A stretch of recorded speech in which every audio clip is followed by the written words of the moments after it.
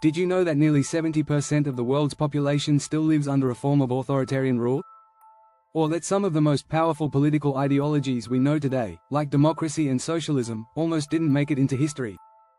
Political ideologies shape everything around us, from the way we live to the laws we follow. But how well do we really understand them? In this video, we're going to dive into the surprising roots of every major political ideology. We'll explore why some ideas that sound extreme to us today were once considered the future of society. Ever wondered how anarchists believe society should function without government? Or why Marx's vision of communism didn't go as planned? We'll break down all of this and more in just 8 minutes. Stay tuned as we unpack the hidden truths behind power, money, and society. You might just rethink everything you thought you knew about politics. Chapter 1: The Hidden Roots of Political Beliefs. Every political ideology has a unique story, one that goes beyond what we learn in school. Most ideologies trace their roots to philosophical movements, revolutions, or even ancient societies. For instance, communism, often linked to Karl Marx, actually has deeper roots. In ancient Greece, Plato's Republic introduced ideas about communal living and shared wealth, something Marx would later build on. You may be surprised to learn that some ideas we associate with modern-day conservatism were shaped by ancient thinkers too, such as Aristotle, who believed that a well-ordered society needed a stable hierarchy. One intriguing fact is that many political ideologies we take for granted today didn't start as mainstream concepts. Democracy, for example, wasn't always seen as the ideal form of government. In ancient Athens, only free men were allowed to vote, slaves, women, and non-citizens were excluded. Even in the 18th century, when democratic movements grew in Europe and America, the idea of voting for everyone was radical. It wasn't until the late 19th and early 20th centuries that the franchise extended to all citizens in many countries. One hidden origin of modern-day political ideologies is the economic shift from agrarian to industrial societies. In the 19th century, thinkers like Adam Smith and John Stuart Mill helped shift economic thinking with the rise of capitalism. But it wasn't just capitalists who had an impact. Thinkers like Marx and Engels were influenced by the Industrial Revolution's poor working conditions, calling for change in the structure of society. Marx's Communist Manifesto, 1848, argued that history is shaped by class struggles, something we still debate today. Even less radical ideologies have deep roots. Libertarianism, for example, traces its origins back to thinkers like John Locke in the 17th century. Locke believed in the natural rights of individuals, life, liberty, and property, which later influenced American revolutionary thought. But while Locke emphasized individual freedom, modern libertarians push those ideas further, advocating for minimal government intervention in almost all aspects of life. Political ideologies also evolved due to conflict. For example, the rise of fascism in the 20th century can be linked to the aftermath of World War I. Economic hardship, political instability, and fear of communism led many to embrace strong, authoritarian leadership. Fascism rejected both liberal democracy and socialism, pushing instead for a highly centralized, nationalist state. It's fascinating to look back at the thinkers who shaped these ideologies. The ancient roots of these ideas show us that politics has always been more than just a modern concern. They were shaped by centuries of thinking, conflict, and evolving economic systems. When we understand this, we see how these ideologies weren't just invented overnight, they were born from centuries of debates over the nature of justice, fairness, and power. Chapter 2: The Rebel Ideologies, Radical Visions for Change. When we think of political ideologies, we often imagine mainstream systems like democracy or socialism. But there's a whole world of radical ideologies that challenge the status quo. One such example is anarchism, which argues that society should function without a centralized government. The famous anarchist, Mikhail Bakunin, claimed, "The state is a parasite." Anarchism believes people can govern themselves through voluntary cooperation, rejecting the need for hierarchical authority structures. Another radical ideology is eco-socialism. In this view, environmental concerns and socialist values go hand in hand.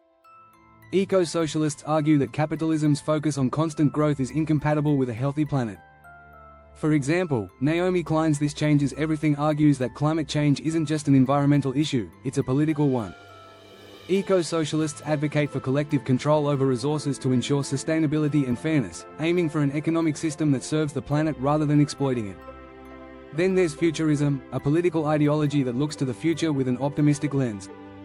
While not as widely recognized today, futurism gained popularity in the early 20th century. Thinkers like Filippo Tommaso Marinetti, one of its founding figures, believed that society could achieve greatness through technology and innovation. He even rejected the past, calling for a break with traditional values and norms. Futurism emphasizes progress, speed, and energy, ideas that, surprisingly, overlap with aspects of modern tech-driven political movements. Another radical idea that is both challenging and transformative is transhumanism. This ideology focuses on the potential of technology to enhance the human condition. Transhumanists advocate for merging humans with machines, aiming for a future where aging, disease, and even death can be overcome. It might sound like science fiction, but figures like Ray Kurzweil believe that with the right technological advances, humans could achieve a singularity, a point where we transcend biology. These rebel ideologies ask the hard questions: what if we didn't have to live within traditional boundaries? What if the future could be radically different from the present? Their bold ideas often face opposition, but they continue to influence how we think about society's potential for change. While many of these ideologies seem extreme, they all reflect a desire for a better world. They challenge current systems, hoping to create a more equitable, sustainable, or even technologically advanced future. Even if we don't adopt these radical visions wholesale, they force us to question our assumptions about how things should be. Chapter 3: Economic Chaos or Utopia. The price of ideals, politics and economics are intertwined, and every ideology has a distinct view on how wealth should be distributed. Socialism, for example, advocates for state ownership of the means of production to ensure fairness and equality. But socialism's economic theories have faced criticism. Take Venezuela, for example. After implementing socialist policies, it faced extreme inflation and shortages, sparking debate over the effectiveness of such systems. Critics argue that central planning leads to inefficiency and corruption.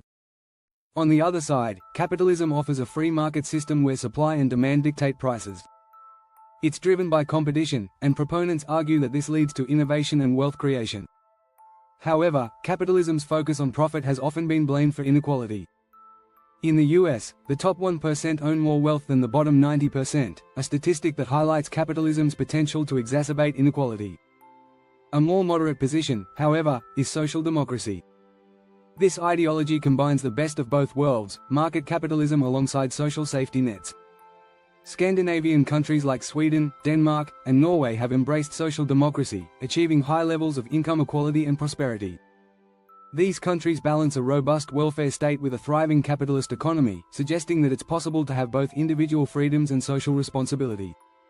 One interesting point is how mixed economies have become increasingly popular. Countries like Canada and Germany combine capitalism with social programs, like universal healthcare and affordable education. These nations show that you don't have to choose between free markets and social equality, you can find a balance that works for both. The debate between capitalism and socialism often centers on the role of government. Proponents of capitalism argue that government intervention disrupts free markets and stifles innovation. But socialists believe that without regulation, wealth will always concentrate in the hands of a few. The rise of the tech giants, like Amazon and Google, has sparked discussions about whether capitalism can remain fair in an age where a few companies dominate entire industries. Ultimately, economic ideologies aren't just about theory, they impact real lives. When we look at the outcomes of different economic systems, we see how they shape society. Whether it's the promise of equality in socialism or the innovation in capitalism, these ideologies show us that there's always a cost for every ideal. And it's the balance of these costs that shapes the future of our economies. Don't forget to subscribe to stay updated on more deep dives into the most important political ideologies around the world. Chapter 4: Power to the People? Democracy's surprising allies. Democracy is often considered the gold standard of political systems, yet not every political ideology views it as the ideal form of government. Many believe democracy equals freedom, but this idea has its critics. Some ideologies, like authoritarianism, challenge this notion.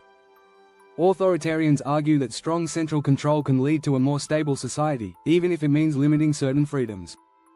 This is why countries like China maintain tight control, citing stability and economic progress as reasons for their approach. Interestingly, some radical ideologies also have surprising connections to democracy. Take Marxism, for example. While Marx famously critiqued capitalist democracy as a tool of the bourgeoisie, he also envisioned a dictatorship of the proletariat, where the working class would hold political power in the name of democracy. This shows how even ideologies that oppose current political systems can contain democratic elements. In contrast, liberal democracy, the form most widely accepted today, is grounded in the idea of representative government. Voters elect leaders to represent their interests, but this system isn't perfect. In the US, voter turnout often hovers around 60%, leaving a significant portion of the population disconnected from the political process.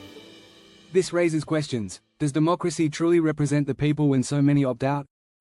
One critique often directed at democracy is the tyranny of the majority. This idea, discussed by political philosopher Alexis de Tocqueville, suggests that majority rule can suppress minority rights. In his book Democracy in America, de Tocqueville argued that democracy could easily turn into a system where the majority forces its views on everyone else. Yet, some argue that democracy's flaws are outweighed by its flexibility. It's a system that can evolve. For example, over the decades, more marginalized groups have gained voting rights: women, Black Americans, and young people. This shows how democracy can grow and adapt, responding to new demands for equality and representation. Another surprising ally of democracy is the idea of anarchism. Although anarchists reject centralized power, they advocate for forms of direct democracy where people make decisions through decentralized councils and assemblies. In this sense, anarchism envisions a society that is more democratic than any modern nation-state. So, even ideologies that reject government still see value in democratic participation. The key takeaway here is that democracy isn't a one-size-fits-all solution. While it remains a dominant ideology, many alternatives propose different forms of political power. Whether it's through authoritarian rule or direct participation, these ideologies challenge democracy to prove its value. If you found this chapter interesting, be sure to hit subscribe and never miss an update on political ideologies. Chapter 5: Political Ideologies and Human Nature, the Eternal Debate. One of the biggest questions in political philosophy is, what is human nature? The way we view human nature deeply influences the kind of political system we think is best. Some ideologies, like liberalism and libertarianism, are based on the belief that humans are inherently rational and capable of making good decisions on their own. This idea suggests that individuals should be free to pursue their own interests with minimal government intervention. On the other hand, ideologies like conservatism and socialism argue that humans are not always rational and may need guidance. Conservatives, for example, believe in the importance of tradition and social order, arguing that without these structures, society would fall into chaos. This belief reflects a more cautious view of human nature, assuming that people require rules to keep their impulses in check. Socialists, while also concerned with human nature, emphasize the need for equality and cooperation. They believe that the ideal society is one where wealth and resources are shared, assuming that people will work together for the common good. However, critics of socialism argue that humans are naturally self-interested and that redistribution of wealth discourages hard work and innovation. Interestingly, the debate on human nature goes beyond political ideology, it also impacts economics. In his famous book The Wealth of Nations, economist Adam Smith argued that humans are naturally driven by self-interest, and this drives economic prosperity. He claimed that individuals acting in their own self-interest ultimately contribute to the greater good, a concept known as the invisible hand. Yet, critics of capitalism, like Karl Marx, argue that human nature has been shaped by economic systems. Marx believed that capitalism alienates workers, making them feel disconnected from the products they produce. He believed that in a socialist society, people would no longer be exploited and would work together for collective benefit. This view suggests that humans are inherently cooperative, but capitalism stifles this natural tendency. Another unique viewpoint is found in the philosophy of John Locke, who argued that humans are born with natural rights, life, liberty, and property. Locke's ideas heavily influenced modern liberal democracies. He believed that people are born equal and have the right to pursue their own happiness, a belief that underpins much of the Western political tradition. But what happens when human nature isn't as cooperative as we hope? Authoritarian ideologies like fascism offer an answer. Fascists believe that in times of crisis, human nature becomes chaotic, and only a strong leader can restore order. This view was exemplified by Benito Mussolini, who believed that fascism could direct human energy and passion into a singular, national purpose. Ultimately, political ideologies are deeply tied to how we understand human nature. Whether we see humans as naturally selfish or cooperative, rational or impulsive, influences the way we think about the role of government. This ongoing debate is one of the driving forces behind the evolution of political thought. Chapter 6: The Clash of Cultures, How Ideologies Deal with Diversity. As societies grow more diverse, political ideologies must adapt to how they view cultural differences. Multiculturalism, for instance, has become a key concept in many liberal democracies. The idea is that different cultural groups can coexist peacefully, with respect for their unique traditions and identities. But not all ideologies embrace this idea. For nationalists, the idea of multiculturalism is often seen as a threat to the cultural identity of the nation. Nationalism holds that a shared national culture is essential for the unity of a country. Leaders like Viktor Orban in Hungary have made it clear that they view multiculturalism as destabilizing, arguing that the preservation of a national identity is key to a nation's survival. In contrast, cosmopolitanism advocates for a world where people identify with global citizenship rather than a single nation-state. This ideology supports the idea of open borders and sees cultural diversity as a strength rather than a weakness. Cosmopolitanism emphasizes shared humanity over national identities, and thinkers like Kwame Anthony Appiah argue that we have a moral duty to respect and engage with cultures beyond our own. But multiculturalism doesn't come without challenges. Critics argue that it can lead to a fragmented society, where groups live side by side but never truly integrate.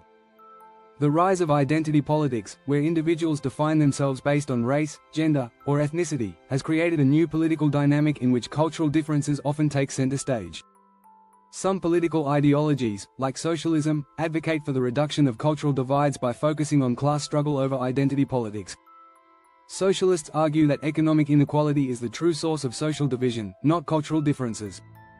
By focusing on economic justice, they believe societies can reduce the need for cultural battles. On the other hand, libertarianism generally favors individual freedoms, and this can include the freedom to practice one's culture without interference. However, libertarians also argue that the state should not impose policies to promote multiculturalism, viewing it as an unnecessary interference in personal liberty. In the end, political ideologies offer differing solutions to the question of diversity. Whether embracing multiculturalism, advocating for national unity, or promoting individual freedoms, these ideologies are shaping the future of how we coexist in an increasingly interconnected world. Don't forget to subscribe for more insights into the world of political ideologies and how they shape our societies.